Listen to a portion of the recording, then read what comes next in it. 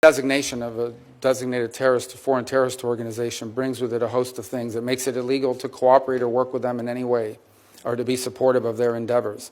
It cuts off access to all sorts of banking opportunities and the like around the world where it's important to move money around. Now that said, it's probably an imperfect tool when it comes to these groups that you're discussing, because these are sophisticated criminal enterprises.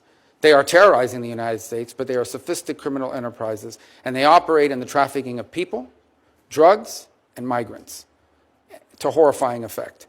Sadly, they also have basically operational control over huge swaths of the border regions between Mexico and the United States. That's just an unfortunate fact, and it's one we're going to have to confront with our partners in Mexico, is that these sophisticated transnational terroristic organizations have operational and functional control over huge swaths of areas that border the United States of America. And so whether that is the tool that we use, which is maybe the appropriate one, or some new one that we come up with, it is important for us not just to go after these groups, but to identify them and call them for what they are, and that is terroristic in their nature, because they are terrorizing America with mass migration and with a flow of drugs. What about military force?